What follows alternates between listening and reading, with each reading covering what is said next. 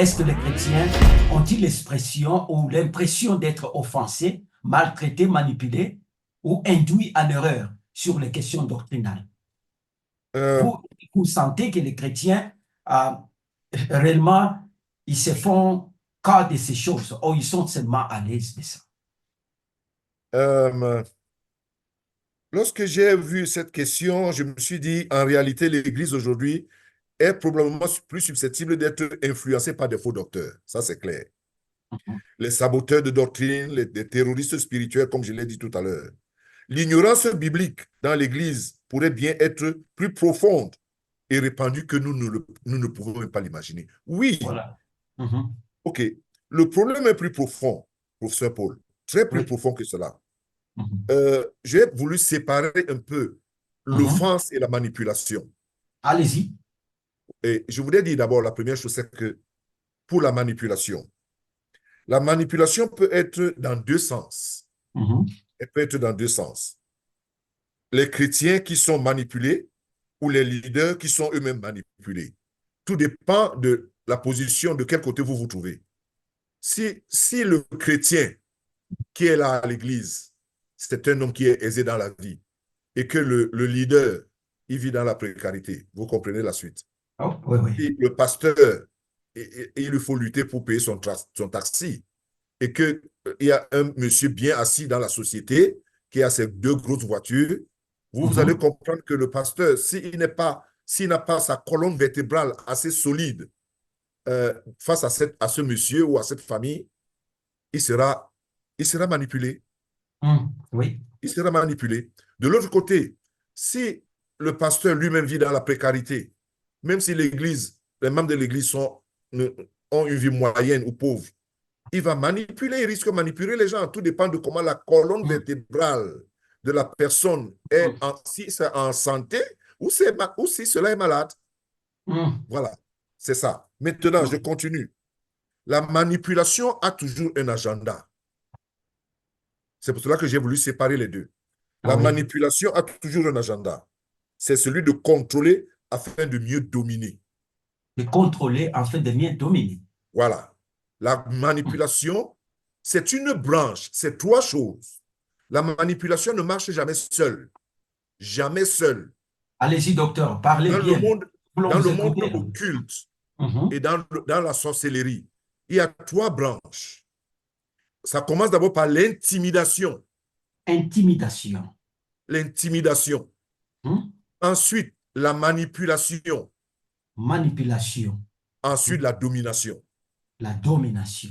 Voilà les trois branches qui font la force de l'occultisme et de la sorcellerie. C'est ça même la définition de la sorcellerie. Voilà. Alors, C'est cela. comme vous venez de C'est-à-dire parler, que chaque oui, fois que vous allez voir dans un milieu, on manipule les gens, où il y a la manipulation est opérationnelle, oui, sachez qu'il y a deux autres esprits qui sont en attente. En fait, la manipulation ne commence jamais sans l'intimidation. Pour hum, arriver à la manipulation, on commence d'abord par l'intimidation. Soit celui qui a les moyens intimide celui qui n'a pas, aha, soit celui qui n'a pas, soit celui qui dirige manipule ceux qui sont dirigés, mhm, intimide, je veux dire, intimide ceux qui sont dirigés. Et quand vous êtes déjà intimidé, vous êtes dans la peur, donc vous êtes manipulable. Parce que pour manipuler quelqu'un ou bien pour être manipulé, il faut que le terrain soit propice. Il faut que le terrain soit favorable. Et qu'est-ce qui mhm, rend le terrain favorable? C'est oui, l'intimidation. l'intimidation. C'est l'intimidation qui prépare le chemin pour la manipulation. C'est comme ça. Et une fois que les personnes sont manipulées, ils sont affaiblis, ils Hum, sont contrôlés. Maintenant mhm, vient la domination. Et c'est pour cela qu'on voit les sectes et on mhm, voit dans les églises aujourd'hui, non églises entre parenthèses, les gourous, parce mhm, qu'ils ont fait, les trois étapes sont passées et le peuple accepte n'importe quoi, aller manger de l'herbe et de l'or, ils font, apporter de l'argent, ils apportent, eux-mêmes meurent de famine. Et pourquoi? Parce qu'on les domine déjà. On a hum, vaincu les deux premières portes, les deux premiers efforts, forces ont été cassées. Maintenant, c'est la domination. Donc, là où il y a un esprit de manipulation, ça a mhm, commencé avec l'intimidation. On a commencé d'abord par l'intimidation. Et à chaque fois que vous voyez dans un milieu, que ce soit chrétien ou non chrétien, où il y a Oui, la manipulation, oui. sachez que la sorcellerie est opérationnelle, ou le Alors culte là, est alors opérationnel. là, là, en parlant de cela, nous trouvons donc parmi les brebis et les bergers, parmi les chrétiens, les pasteurs, des manipulateurs, des sorciers, ou soit ce sont des pasteurs qui manipulent leurs brebis et les brebis qui manipulent leurs pasteurs. J'ai fait un extrait là, Consciemment ou inconsciemment, consciemment ou inconsciemment. oui. Mais beaucoup plus consciemment pour les leaders. Et un extrait que j'ai publié. Oui. Alors, j'ai parlé dans mon extrait de lorsqu'on trouve, Jésus dit, si je frappe, vous avez un seul berger, mais plusieurs brebis. Et nous avons une seule brebis, plusieurs bergers. Qu'est-ce que j'ai dit? Dans ce moment-là, à cause des manipulations, maintenant, la sorcellerie dans cette seule brebis-là, une seule brebis qui dispose les moyens de manipuler l'Église de Dieu. Alors, qu'est-ce que cette brebis fait? Je suis bien disposé dans la société, j'ai l'argent, c'est comme si tous les pasteurs, je ne suis pas maintenant cette chrétienne d'une seule église, mais maintenant je chipote tous les pasteurs autour de moi et les serviteurs de Dieu. Et je leur donne l'argent et ils courent vers moi, je les paye, je leur donne ceci, cela, et je les mets sous mon leadership. Ils prophétisent pour moi. Au moment où nous trouvons cette brebis-là est une grande sorcière, mais se trouvant, collectant ou enregistrant beaucoup de serviteurs autour d'elle. Et ces serviteurs, qu'est-ce qu'ils font? Ils sont comme des prophètes de Baal, prophétisant toujours sur la reine qui est Jézabel de tout le monde. Et nous trouvons sur Akab. Alors, je crois que ce que vous parlez, c'est quelque chose de profond, et surtout en Afrique, dans les églises que nous avons aujourd'hui. Oui, professeur. En fait, c'est récurrent, c'est triste, c'est très désolant de faire ce constat aujourd'hui. Oh, Qu'est-ce qui wow. nous conduit à cela en Afrique? Professeur Paul, c'est la précarité. Oh, wow. La précarité. Mhm. Que ce soit ceux qui se disent serviteurs de Dieu, que ce soit ceux qui veulent que Dieu résolve leurs problèmes, euh, on pense que c'est pas que Dieu ne peut pas le faire, mais nous Mhm. venons avec des motivations qui ne sont pas pures. Vous Mhm. voyez, il y a cette comparaison dans la parole de Dieu. J'ai parlé de ces trois branches. Je Ouais. vais citer cela dans le livre de Jacques. Dans le livre de Jacques 3, à partir du verset 13 et 18, il est dit, lequel d'entre vous est sage et intelligent, qui montre ses œuvres par une bonne conduite, avec la douceur de la sagesse.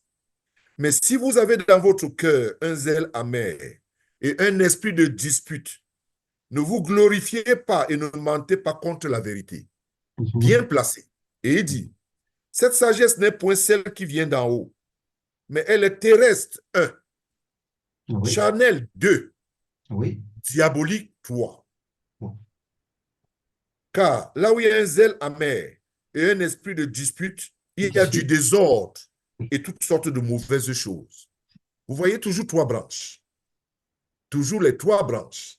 Mhm. C'est-à-dire que on manifeste quelque chose dans un milieu, une certaine sagesse, un certain service, mais c'est la bataille à l'intérieur des cœurs des uns et des autres. Et là où il y a un zèle amer, c'est-à-dire l'amertume, là où il y a un zèle amer et un esprit de dispute, de querelle, de jalousie, la Bible dit tout ce que vous faites là est contrôlé par ces trois choses. Oh, Trois. mais Cette sagesse, oui, oui. mais ça, c'est un Allez. grand point, docteur, que vous êtes en train de toucher. En tant que père de l'Église, vous connaissez. Bon, j'ai trouvé, dans une même communauté, OK, on a des problèmes parfois où, ouais, moi, je suis de l'Église Assemblée de Dieu. Non, vous êtes des pentecôtistes. Et non, et il y a des disputes entre les dénominations et autre chose. Mais chose grave, j'ai trouvé les gens d'une seule communauté. Je peux prendre l'exemple. Je trouve les gens d'une communauté pentecôtiste. Ils s'appellent tous dans les mêmes communautés avec les mêmes structures. Même ces structures-là, les pasteurs dans cette même structure, ils ne se font aucune confiance. Ils se disputent pas mal. Ils se donnent des noms de sorcellerie. Et vous allez trouver que entre eux, ils ne sont pas bien. Mais quel est l'évangile qu'ils sont en train de prêcher? Au moment eux-mêmes, il dit tel pasteur-là est un sorcier. et ils sont impliqués dans des impudicités que vous ne pouvez pas vous imaginer. Ils sont impliqués avec les fidèles, hein. Ils sont impliqués dans la sorcellerie et dans beaucoup de... Et vous ne pouvez pas pénétrer dans cet endroit-là parce que c'est barricadé, c'est bien protégé. Et ce que vous trouvez, ce sont toujours ces nouvelles-là, des disputes, des jalousies et des troubles. Comment pouvons-nous vivre dans de telles églises? Pouvons-nous les appeler les églises de Dieu? Et quand nous sommes là, les chrétiens nous posent des questions. Pasteur, mais nous sommes ici, mais c'est notre révérend, mais c'est notre pasteur. Mais voilà, il y a ceci, cela. Mais l'autre pasteur de l'autre côté, il vous dira aussi que ce pasteur que vous allez prêcher dans son église. Moi, je me trouve dans beaucoup de problèmes parce que quand je suis en train de travailler en association avec plusieurs pasteurs, mais quand vous êtes avec ce pasteur, l'autre pasteur ne veut pas que vous soyez avec lui. Il y a des calomnies, des troubles et des choses, des rumeurs et des bagailles partout. Et comment vous pouvez nous donner cette sagesse-là? C'est tellement très difficile pour nous, les chrétiens aujourd'hui. Professeur Paul, je connais ce que vous vivez, je connais ce que vous pouvez être Ah oui, confronté à cela. oui, oui. Alors, je prends ce que je vis, j'essaie de transcender un certain nombre de choses. Il faut beaucoup de maturité. En fait, je n'accepte pas. Si un pasteur veut me dire quelque chose contre un autre pasteur, je vais lui poser premièrement la question, est-ce que ce que tu me dis, tu veux me dire, il va me bénir ou pas? Est-ce que ce que tu veux me dire t'a béni toi-même? Si cela ne t'a pas béni, alors ne me le dis pas. Va dire à la personne. Et puis, vous savez, professeur, aujourd'hui, je voudrais toujours revenir sur ce que j'ai dit au début. Il y a une infiltration aujourd'hui, une grande infiltration dans l'Église, dans les mouvements chrétiens aujourd'hui. Et ça ne date pas d'aujourd'hui. Il y a trois grandes philosophies qui se sont infiltrées dans l'Église, qui ont fait qu'aujourd'hui, l'Église connaît vraiment beaucoup de problèmes. Et les chrétiens ou ceux qui cherchent Dieu ou ceux qui vont pour aller prier ou qui font confiance aux hommes de Dieu, aux femmes de Dieu, sont confus. Tout simplement parce que les gens ne veulent pas revenir aux Écritures. Ah Les gens ne oui, veulent pas venir à la ah source de oui. la parole. Et puis, d'autres sont mal préparés. Beaucoup de jeunes pasteurs d'aujourd'hui sont très mal préparés et ils sont mal formés et d'autres sont avides de faire carrière. Jésus n'est pas mort sur la croix pour donner une carrière aux gens. C'est ce que beaucoup ignorent. Le Christ n'est pas mort sur la croix pour donner une carrière Oui. aux pasteurs. Il est mort pour le salut des âmes des hommes. Amen. Amen. Malheureusement, c'est un peu comme dans le monde séculier aujourd'hui où on voit les médecins qui sont médecins juste parce qu'ils veulent se faire de l'argent, mais ils n'ont pas Ouais, ouais. vocation d'être médecins. On voit des pharmaciens qui sont pharmaciens parce que c'est un titre et ça fait quand Ouais. même un prestige, mais ils Oui. n'ont pas vocation d'être Ils n'ont pas vocation. pharmaciens. Ça, c'est Voilà. vrai. Donc, vous avez cette infiltration. L'Église est remplie aujourd'hui de gens qui n'ont pas vocation d'être ce qu'on appelle serviteur de Dieu ou servante de Dieu. Non, ils n'ont pas cette vocation. Et comment faire? Qu'est-ce qu'on doit faire? Il y a deux solutions. La première, c'est Jésus a Oui. dit laissez croître. Et c'est Laissez quoi? croître. Ça, c'est clair. Et Mais c'est quoi comment je peux les faire? blés et les Voilà. blés et Et les blés? voilà. Mais comment je peux faire pour sauver quelques-uns entre les mains d'un tel milieu ou bien de cette mauvaise nourriture lancée?